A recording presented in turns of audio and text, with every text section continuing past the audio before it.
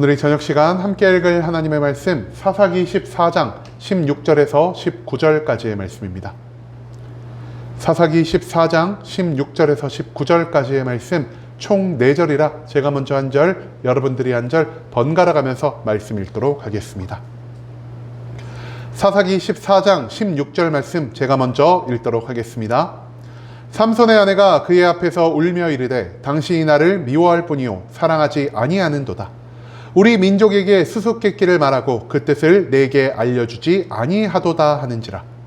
삼손이 그에게 이르되 보라 내가 그것을 나의 부모에게도 알려주지 아니하였거든 어찌 그대에게 알게 하리요 하였으나 7일 동안 그들이 잔치할 때 그의 아내가 그 앞에 울며 그에게 강요함으로 7째 날에는 그가 그의 아내에게 수수께끼를 알려주매 그의 아내가 그것을 자기 백성들에게 알려주었더라. 7째 날 해지기 전에 성읍 사람들이 삼손에게 이르되 무엇이 꿀보다 달겠으며 무엇이 사자보다 강하겠느냐 한지라.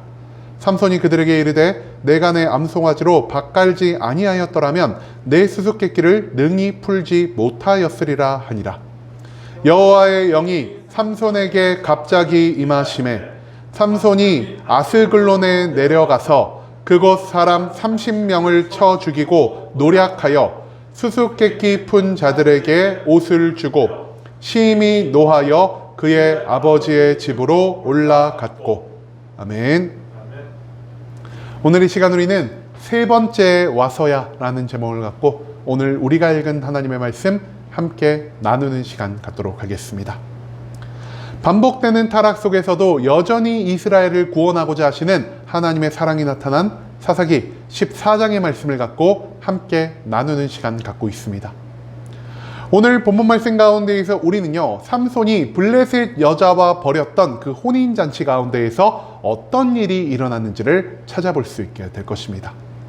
그렇다면 혼인잔치 중 발생한 사건은 무엇이었으며 이 사건을 통해 하나님이 자기의 뜻을 어떻게 이뤄가고 계시는지 오늘 본문 말씀 한 절 한 절 찾아며 함께 알아보는 시간 갖도록 하겠습니다. 먼저 본문 16절 말씀에서 성경은 이렇게 기록합니다. 삼손의 아내가 그의 앞에서 울며 이르되 당신이 나를 미워할 뿐이요 사랑하지 아니하는도다. 우리 민족에게 수수께끼를 말하고 그 뜻을 내게 알려주지 아니하도다 하는지라. 삼손이 그에게 이르되 보라 내가 그것을 나의 부모에게도 알려주지 아니하였거든 어찌 그대에게 알게 하리요 하였으나. 이 16절 말씀에서 우리는요 삼손의 결혼식 과정 가운데 벌어진 한 가지 사건을 찾아볼 수 있게 될 것입니다.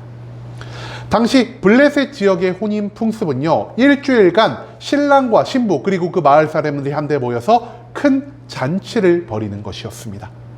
그리고 그 일주일 동안 이어지는 잔치 가운데에서 심히 기뻐한 삼손은요 그곳에 살아가던 블레셋 청년들과 한 가지 내기를 하게 되었다라는 것이죠. 삼손은요 베옷 30벌과 그 위에 있는 겉옷 30벌을 상품으로 내놓았습니다. 그리고 그는 말합니다. 내가 너희에게 한 가지 퀴즈를 낼 터인데 너희가 이 퀴즈를 맞추면은 너희가 이 모든 것들을 갖되 반대로 너희가 일주일 동안 이 문제를 맞추지 못하면 내가 말한 이 모든 것들을 너희가 나에게 주어야 한다라고 말입니다. 그리고 나서 삼손이 낸 문제 무엇이었을까요? 삼손은 이런 문제를 냅니다. 먹는 자에게서 먹는 것이 나오고 강한 자에게서 단 것이 나왔는데 이 두 가지는 과연 무엇인가 하는 것이었죠. 여러분 당시 삼손이요 상품으로 건 베옷은요 우리가 흔히 알고 있는 세마포 옷이라 할 수 있겠습니다. 그리고 겉옷이라고 말하는 것은 귀한 세마포 옷 위에 입는 화려한 옷으로 정말 내가 주인공이 되는 자리나 아니면은 귀한 자리에 초대받았을 때 입는 그러한 외출복이라 할 수 있다라는 것이죠. 그리고 이 두 옷은요 굉장히 큰 가치를 가지고 있었는데요 안에 입는 베옷과 그 위에 입는 외출복 즉 겉옷을 한 세트로 해서 총 30벌이 된다면 그 가치가 대략 그 당시의 세겔로 은 600세겔이었다라고 합니다. 은 600세겔, 당시 노동자가 600일 동안 쉬지 않고 일을 해야 벌 수 있는 그 값어치가요 베옷 30벌과 겉옷 30벌 안에 담겨 있었다라는 것이죠. 이것을 한화로 바꾼다면요, 최소 한 3천만 원 이상 정도의 가치가 나올 수 있을 것 같습니다. 그리고 이 문제의 정답 무엇일까요? 우리가 어제 말씀을 나눈 것처럼 이 문제의 정답 무엇이냐? 강한 것은 삼손이 손으로 찢어 죽인 사자였고요. 그 안에서 태어난 단 것은 사자의 시체에서 자라난 벌꿀이었다라는 것입니다.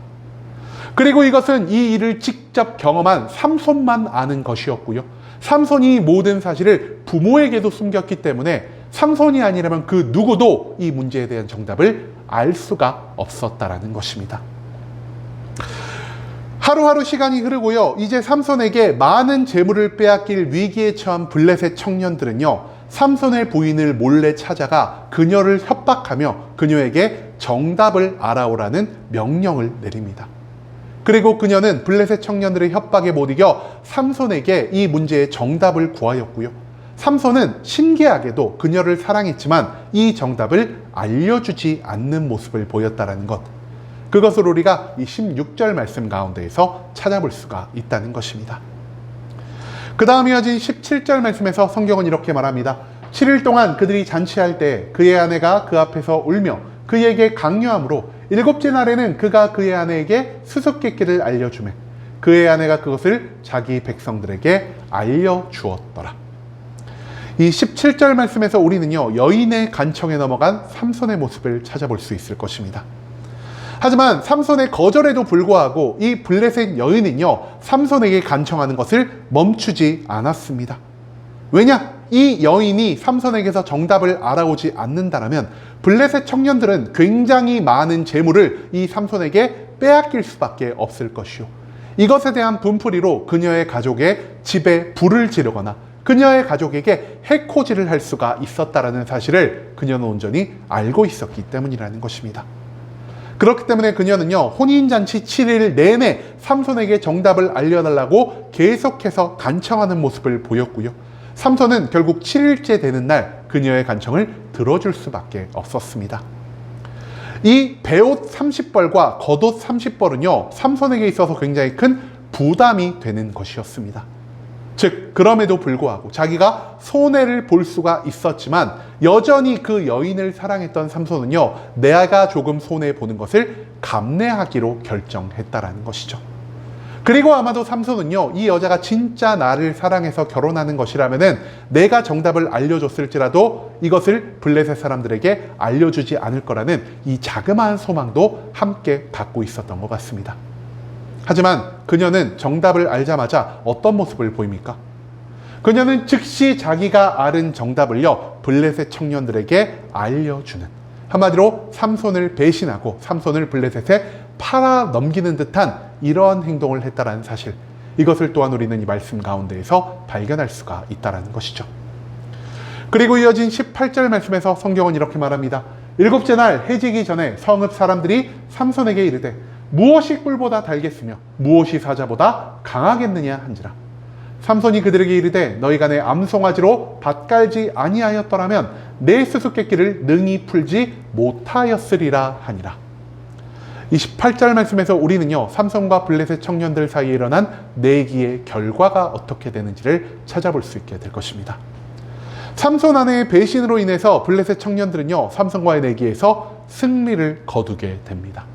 그리고 삼손은 이 결과로 인해 크게 분노하는 모습을 보였다는 것이죠. 그렇기에 이 분노한 삼손이 지금 블레셋 청년들에게 어떤 말을 하고 있습니까? 너희가 내 암송아지로 밭을 갈지 아니하였더라면, 한마디로 너희가 내 부인을 협박하고 그를 꼬셔서 나에게서 정답을 알아내지 않았더라면 너희가 이 수수께끼를 능히 풀지 못하였을 것이라는 이 분노를 표출하는 모습을 보였다라는 것입니다. 여러분, 하나님을 향했어야 할 삼손의 사랑이 하나님을 대신하여 블레셋 여인에게 향하게 되었을 때 삼손은 자기가 사랑한 그 여인에게서 치명적인 배신을 경험하게 되었음을 오늘 이 본문 말씀은 우리에게 알려주고 있습니다. 그렇기 때문에 우리가 이 말씀 가운데에서 기억해야 하는 것 무엇이냐? 우리가 세상의 것을 아무리 사랑한다 할지라도 우리의 사랑이 가장 먼저 향해야 하는 것은 세상의 모든 것, 나를 배신할 수도 있고 나의 뒤통수를 칠 수 있는 그러한 것들이 아닌 오직 하나님에게 우리의 사랑을 먼저 보이며 살아갈 필요가 있다는 사실을 오늘 본문의 18절은 우리에게 가르쳐주고 있다는 것이죠. 그리고 마지막 19절 말씀에서 성경은 이렇게 말합니다. 여호와의 영이 삼손에게 갑자기 임하심에 삼손이 아스글론에 내려가서 그곳 사람 30명을 쳐 죽이고 노략하여 수수께끼를 푼 자들에게 옷을 주고 심히 노하여 그의 아버지의 집으로 올라갔고. 이 19절 말씀에서 우리는요, 분노한 삼손이 어떤 일을 행했는지를 찾아볼 수 있게 될 것입니다. 갑자기 분노한 삼손에게 어떤 일이 일어납니까? 하나님의 영이요 임하는 모습을 보였다라는 것입니다. 그리고 삼손에게 임재한 성령님은요, 다시 한번 그를 강권적으로 이동시키셔서 블레셋의 큰 도시였던 아스글론에 내려가게 하십니다. 그리고 아스글론에 도착한 삼손은요, 이 성읍에서 블레셋 사람 30명을 쳐 죽이고 그들의 재산을 약탈하여 자기가 가져온 그 재산들을 베옷과 겉옷의 셈을 치르기 위해 딥나에 있는 블레셋 청년들에게 지불하는 모습을 보였다는 것입니다. 그리고 삼손은 자기를 배신한 아내와 자기에게 악하게 대한 이 블레셋 사람들에게 심히 분노하여 더 이상 그 혼인잔치를 머무르지 않고 그곳에서 벗어나와 다시 자기 아버지의 집 이스라엘로 돌아가게 되었다는 사실을 오늘 본문 말씀은 우리에게 알려주고 있다는 것입니다. 여러분, 성령의 충만함을 2번이나 경험했음에도 불구하고 삼손은 하나님의 사명이 아닌 자기의 만족과 자기의 유익을 먼저 선택하는 모습을 보였습니다. 하지만 하나님은 이런 삼손을 포기하지 않으셨고요, 이런 삼손을 징계하지 않으셨고요, 삼손에게 다시 한번 성령의 충만함을 허락하여 주심으로 삼손의 분노를 이용해 블레셋 사람을 쳐 죽이는 이 놀라운 일을 이루어 가셨다라는 것입니다. 한마디로 삼손은 3번째의 성령 충만을 경험하고 나서야 하나님이 그에게 주신 사명처럼 블레셋을 무찌르고 블레셋의 소나기에서 이스라엘을 구원하기 시작하였다는 것이죠. 우리가 이 말씀에서 배울 수 있는 것은 무엇입니까? 인간은요, 나의 안에 있는 나의 주관을 그리고 나의 만족과 유익을 꺾고 살아가기가 너무나 힘들다라는 것입니다.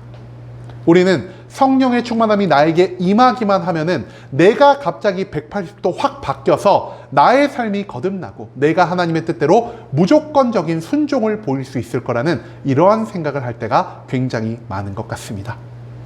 하지만 우리가 삼손의 기사를 통해서 발견할 수 있는 것 무엇입니까? 성령 충만함에도 불구하고 여전히 우리는요, 나의 만족과 하나님의 사명, 이 2가지 중 한 가지를 선택할 수 있는 선택지를 가지게 된다는 것입니다. 그리고 우리가 여기서 하나님의 사명을 선택하는 것이 아니라 우리의 만족과 유익을 선택한다면 이것은 우리의 삶 가운데 죄로 돌아오게 될 것이요, 이 죄로 인해 우리는 하나님의 심판과 하나님의 징계를 감당할 수밖에 없다라는 사실, 이것을 삼손은 자신의 삶을 통해서 우리에게 계속해 가르치고 있다는 것입니다.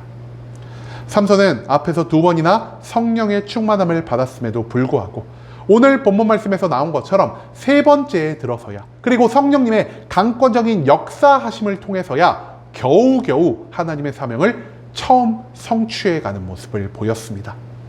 즉, 우리는 하나님께 내 삶을 맡겨드리지 못하고 나의 삶의 주인을 언제나 나 자신으로만 생각하며 살아갈 때가 굉장히 많다라는 것.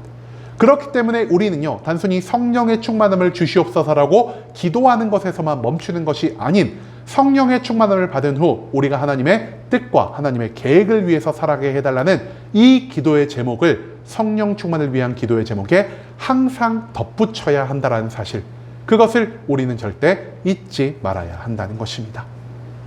여러분, 이제는 우리가 성령의 충만함 안에서 여전히 나 자신의 삶 속에 고집을 내려놓지 못할 수 있다는 것을 기억할 수 있길 원합니다.